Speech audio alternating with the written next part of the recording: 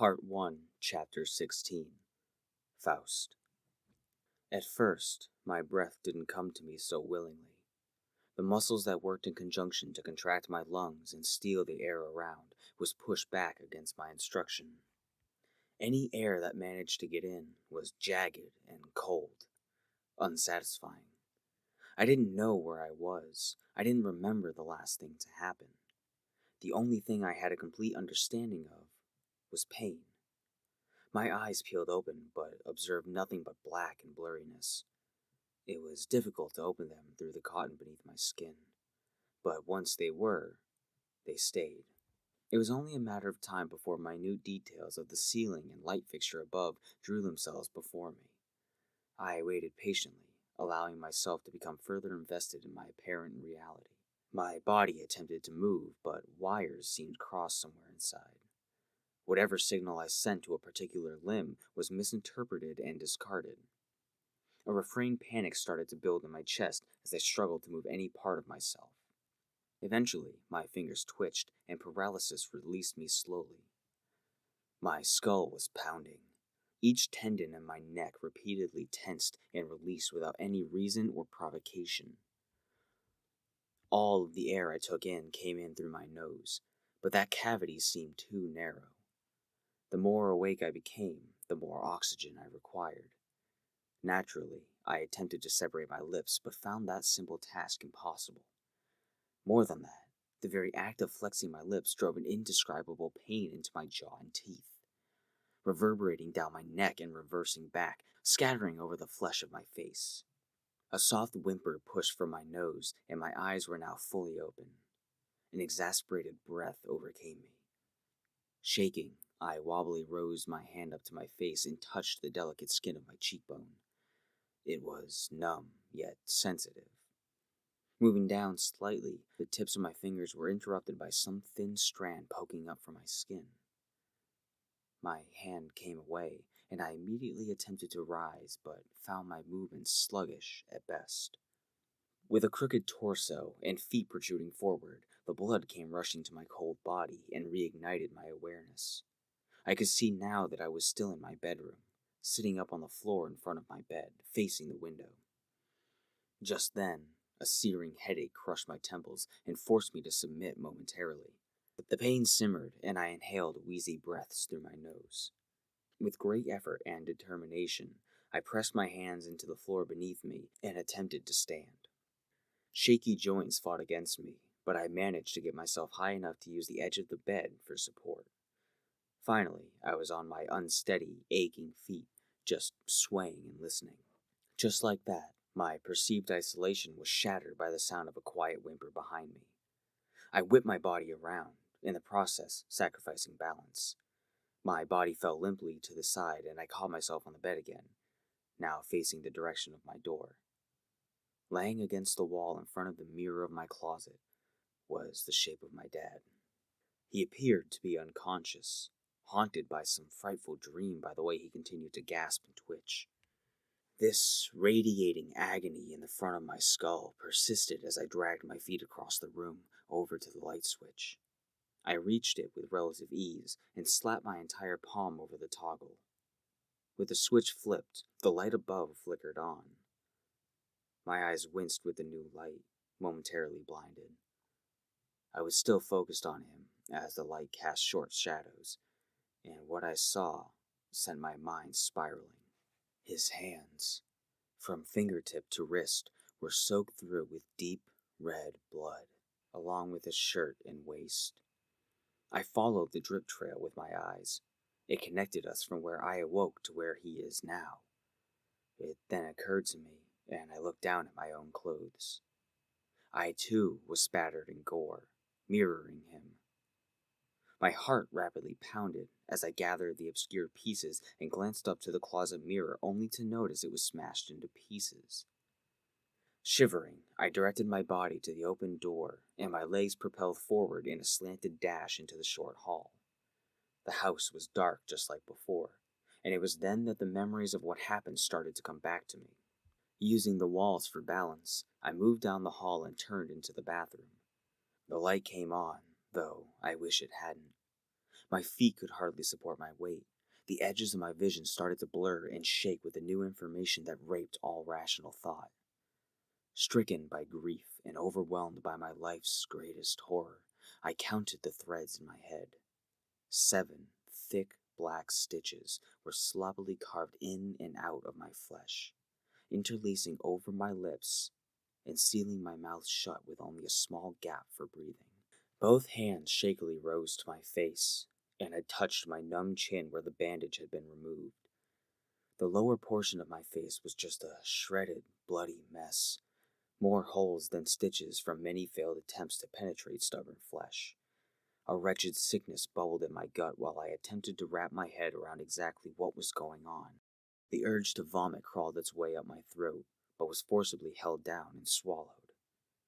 Then my legs gave out, and I found myself falling backward, crashing into the wall behind me and dragging down to the floor. I tried to scream, but only a growl came out through my grit teeth. Every oral motion made the flesh of my lips burn and vibrate with unrelenting pain. Just having the knowledge of what this was amplified my perception of everything that it produced. Nothing made sense. Hours ago, I was laughing, playing games, and only minorly concerned about getting yelled at or grounded. Now, my dad was a miserable, obsessed bastard, but he wasn't capable of this. Pulling myself up to the sink once more, I stared into my own eyes for a few seconds, then back at the blood that stained everything from the underside of my nose to the bottom of my chin. Attempting to vindicate the situation was futile. The fact remains that this is my current reality. Understanding that, with all the proof laid out before me, I started to cry. Dizziness kept a tight grasp on my brain and body while tears rolled down, leaving wet streaks through the dried blood. I turned my head left and right, searching for something to cut these wires. With shaking arms, I reached up to the dirty medicine cabinet before me and ripped it open. The force of my grasp tugged the loose screws that held it against the wall and jostled its weakened supports. The entire thing tilted, and random pill bottles and bandages spilled out onto the counter and into the sink. The loud crash pinched my ears and reminded me of the pursuing headache. My eyes caught a glimpse of the shining metal falling into the sink. It was a pair of hair-trimming scissors. I observed them closely. They didn't seem all that sharp, but they were scissors, after all. Bracing myself for the pain, I clamped my eyes tight and stretched my mouth open to its absolute max, about 1/4 of an inch. New blood trickled out as a thin wire sliced into my flesh even more.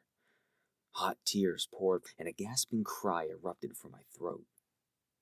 Droplets rained down to the tile below, quickly forming a small puddle of prior life energy. My hearing was, at the moment, hypersensitive. Every drop of my tears and blood that hit the floor and sink boomed in my head, causing me to feel even more nauseous. The curved blades slid on either side of an individual string and shakingly hovered there. The first snip didn't cut.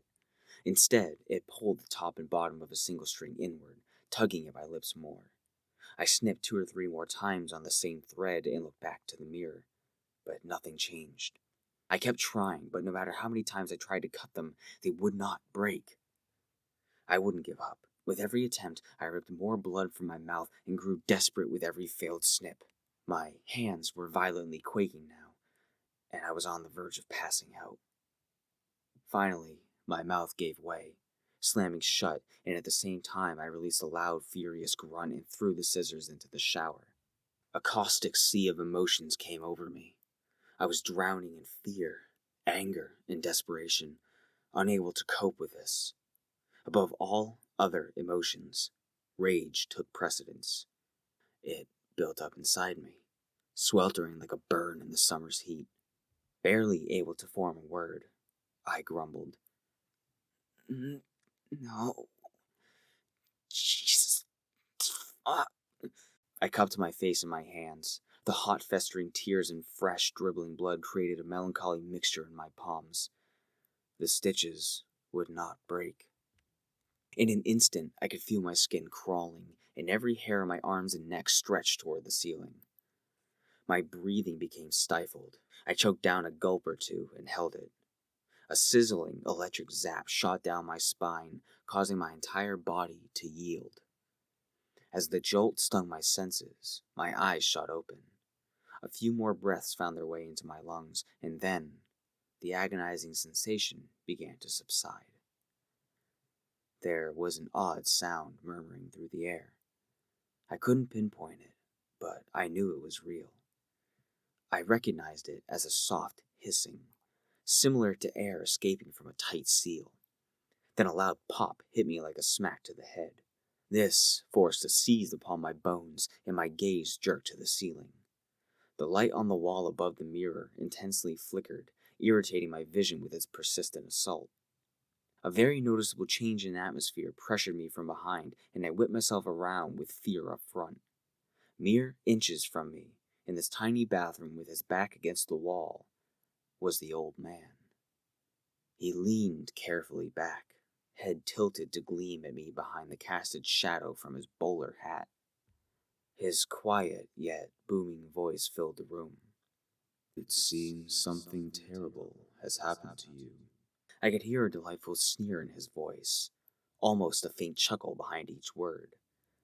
Then I saw his expression switch from intrigued to surprised. "What is this? You've been silenced." A dirty grin then split his face. "Ah, I see. The fool." He snickered. A light sigh slipped from his mouth, and now his appearance was relaxed, joyous. He continued. "I tried to warn you, Kimberly Ann. You children are all the same. Hesitant, defiant. Nevertheless, as I promised, the offer still stands." Seeing him again under these conditions brought a churn to my gut and prick to my nerves. My own face was empty, devoid of everything that I was before. The muscles beneath my every inch of flesh were held in place by years of filtered hatred and paralyzing anger, all exploited by this shadow man. Impatiently, he extended his hand, palm flat and fingertips aimed at the center of my chest. The very atoms that made up my skin rejected all that he was, but I didn't retreat. "We both know why I'm here. Your heart has made a decision, but has your mind?" He coaxed. Still, a desire for revenge plucked my brainstem like a guitar string. Trapped in this whirlwind of confusion, I decided upon one thing. I want this, and he knew it. I can't go on like this. My life, everything I've worked for, is gone, stolen from me by a capricious, self-loathing pile of nothing. I have crumbled to pieces, stomped into unrecognizable dust one too many times. I want power. I want to fight back. I will take it upon myself to rip the apology straight from their hearts. My response was a fragile nod. "You understand the conditions?" He asked. Again, I only nodded. "Very well." Outstretched and before my chest, I glared at his crooked, offering fingers. Extended politely, he awaited my final decision, but I was hesitant. He gave me a devious smile, dirty, awful teeth fully exposed. We stared intently at one another, then it became clear. With a final huff, I clasped my hand around his. There was a pause, a silence unlike anything I've ever experienced. Then he swiftly pulled his hand back. I retracted mine, but found there was something clasped tight between my fingers. I opened my fist to reveal a light, glowing purple stone. A dim, scuzzy brown mist began to surround my hand, shrouding the stone and creating a dome of musky heat. A spiral of smoke resembling a miniature tornado linked this filthy sphere wrapped around my hand to the mirror, spawning from the stone's reflection. I saw a light flash as the gem sank and disappeared completely into my palm, but the glow persisted beneath my skin. I watched it move like a worm, shooting up my arm past my collarbone and finding a place to reside behind my eyes. I felt it there, pulsing, alive. My heart pounded as my lids peeled open. A shockwave coursed through my spine, making me arch my back and crank my neck. It felt like battery acid was being soaked into my skin, and a loud whirring erupted in my skull. I felt something invisible. Familiar hands lashed out from behind me and desperately clawed at my clothes and skin while raw, hot energy forced itself into my pores. These devilish fingers ripped at the back of my hair, pulling and ripping each individual strand. All the pain was real. Every ounce of horror was real. Already, this unknown process was unbearable to me. I was not so determined anymore. All my adrenaline was gone, and my drive for revenge was depleted, sapped away. What the hell have I done? He stood opposite of me, watching this change, this violation of my mortal human body. The room around me was completely shrouded in thick ink. My head was thrust back downward, thrashing the muscles in my neck as the supernatural hold was suddenly released. Winded, I glided my fingers through my hair, trying to ground myself. This strange pressure invaded my space, like gravity itself was being amplified for only me. I shot a glance at the mirror and witnessed the thick glass crack in various places. Simultaneously, the floor beneath my feet splintered and beveled, shattering the tiles I stood on. The reflection I saw started to warp, and so did my perception of all that surrounded me. The whispers came again, but this time I could understand them. 1,000 voices, 1,000 souls screamed my name, acknowledged and cursed me for taking his hand. Among the voices were a select few that loudly wept, just barely noticeable behind the droves of cackling insanity. I focused on the voices, but only now noticed that my hair started to darken and grow with every excruciating moment to pass. So many elements attempted to pry at my focus, driving me mad with the bombardment. Every single hair on my arms began receding back into my skin, vanishing completely and leaving a burning pain in their wake. The same burning could be felt distributed over my entire body, everywhere, aside from my head. I groaned loudly and clenched my eyes shut, trying to fight the pain, but it was far too intense. I wanted it to stop. I begged for it to stop. Horrified, I tried to scream for help, peeling my mouth open as much as I could.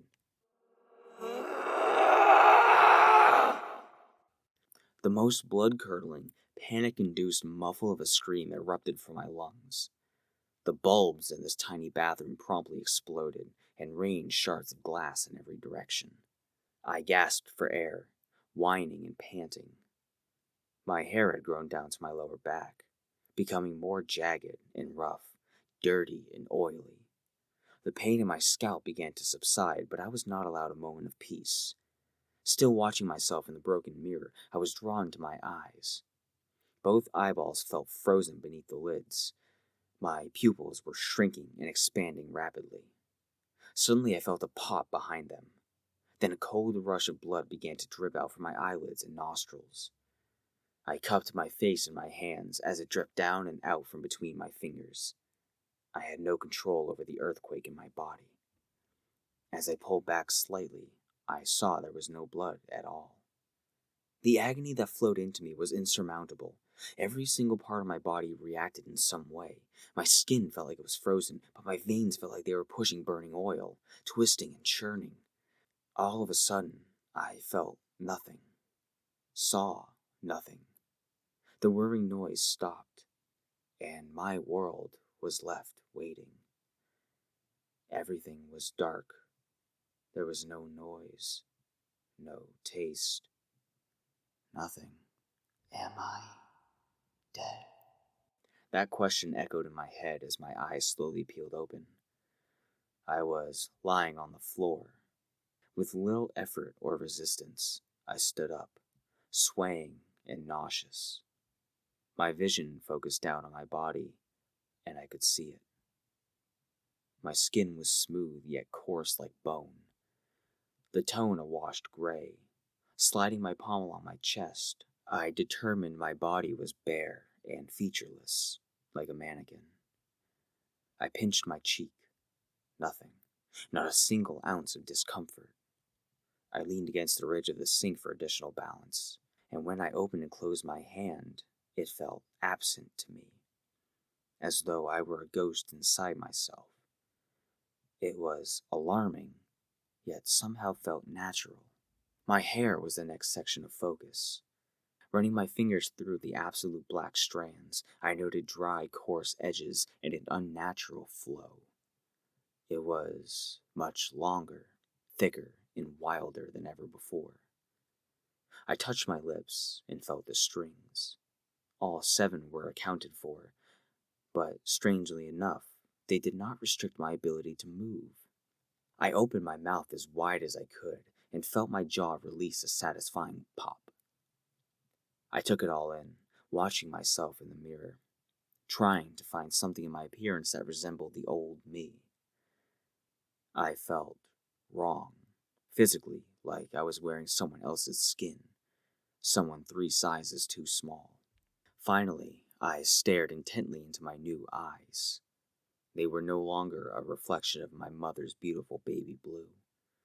Instead, the whites had gone black, and the irises morphed into a mixed purple color. There was no pupil in the center, just a mesmerizing glow.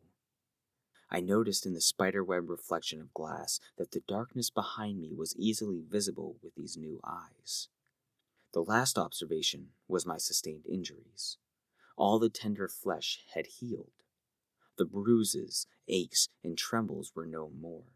My chin was sealed, and there was no radiating headache. That anger was back, but it was not so lustful. Instead, I was calm.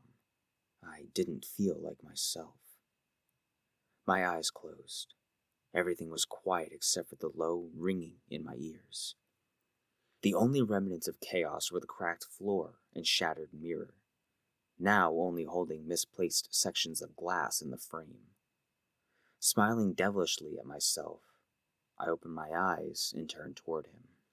He had an unexpected look on his face, still looking as serious as ever, but slightly confused with my form.